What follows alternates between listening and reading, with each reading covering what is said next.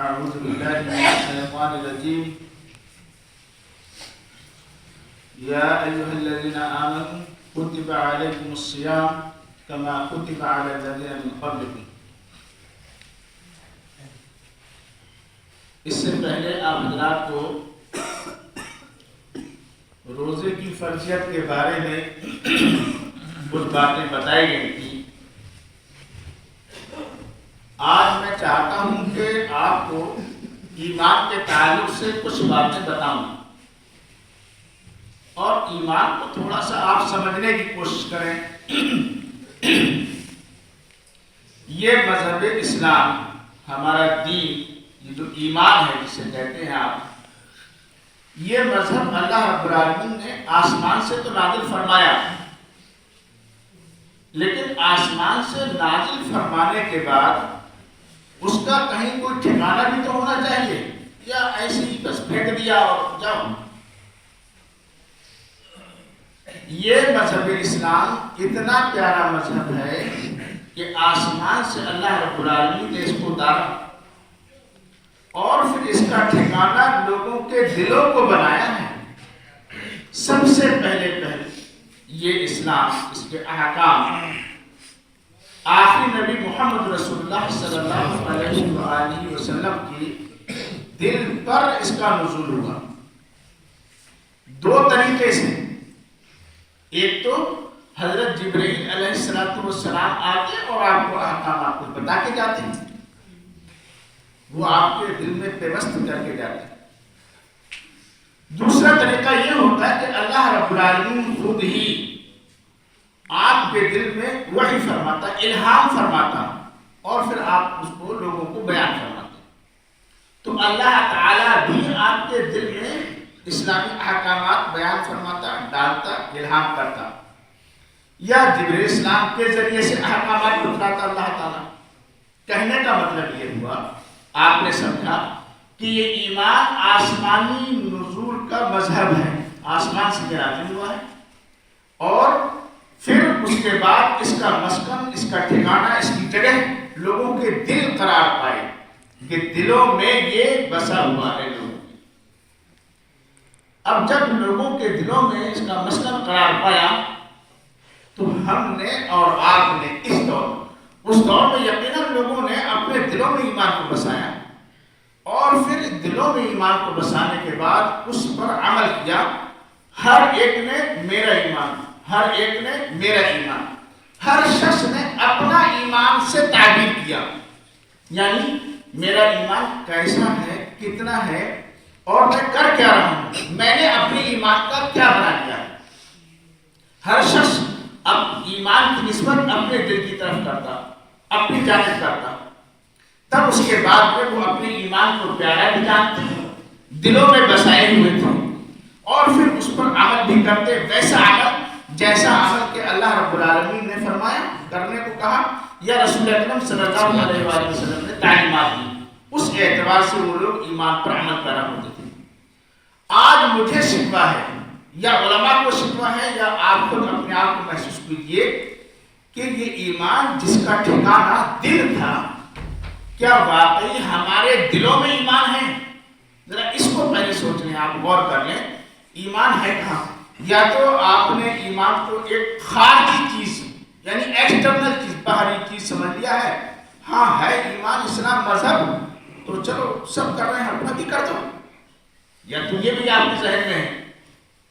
اور اگر یہ ذہن میں نہیں ہے، اللہ کرے یہ چیز نہ ہو، یہ ایمان ہے، اس کا ٹھکانہ دل ہے. میں آپ کو بار بار یہی سمجھا رہا ہوں، اس کا مسکن، اس کی رہائش اور اس کا رکنا جمنا، یہ دل ہمارے ہر شخص کا، ہر مومن کا، اس کا اپنا دل ہے، اس کے اندر ایمان ہونا چاہیے. اور اگر ایسا نہیں ہے، آپ نے باہری چیز سمجھ رکھی ہے، تو یہ بہت ہی بڑی خطرناک چیز ہے. اسی کا شاید نظریہ یا احساس مجھے یا علماء کو یوں ہوتا ہے کہ لوگوں نے ایک باہری چیز سمجھ رکھی ہے، ارے چلو کر رہے ہیں، کہہ رہے ہیں علماء یا لوگ کر رہے ہیں، مسلم میجارٹی انجام دے رہی ہے، چلو میں بھی اس کو ویسے ہی کر دوں، سب کر رہے ہیں. اپنے دل کا اندر کا ایمان انسان نے نہیں ٹٹولا.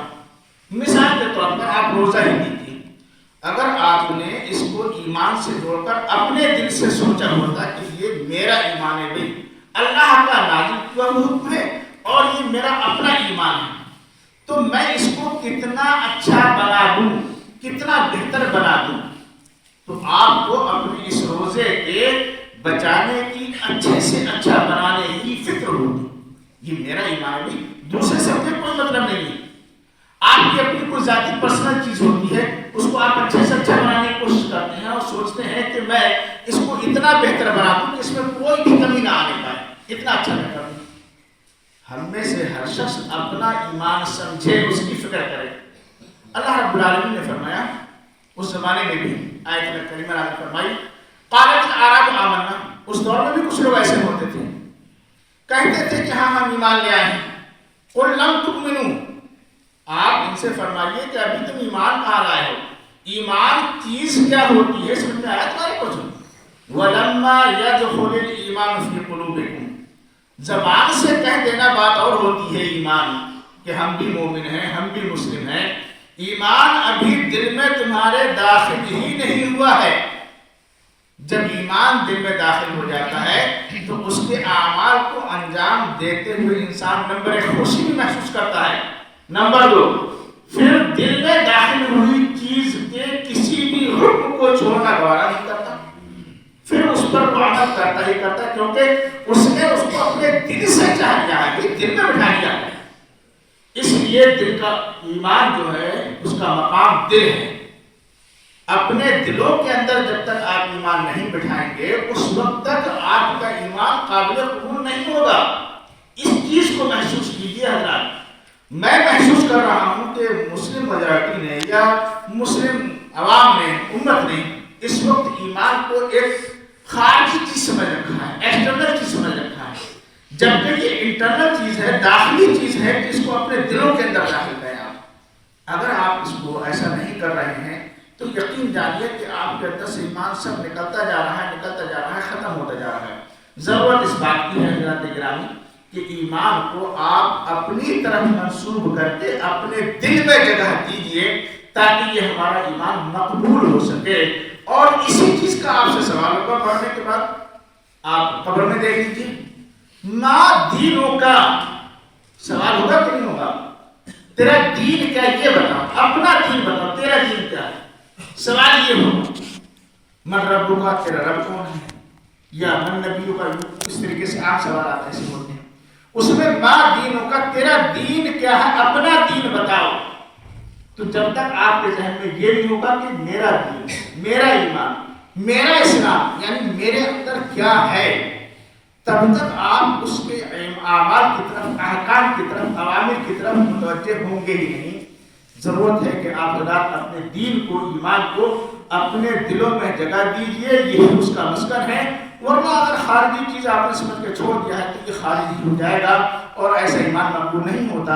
اللہ تعالیٰ ہمیں اور آپ کو نعمت کی توفیق عطا فرمائے، اپنی ایمان کی قدر کرنے کی توفیق عطا فرمائے، ایمان کو دلوں میں جگہ دینے کی بھی ہمیں توفیق عطا فرما دے۔ آمین۔ وصلی اللہ علیہ نبینا محمد وعلی آلہ وصحبہ اجمعین۔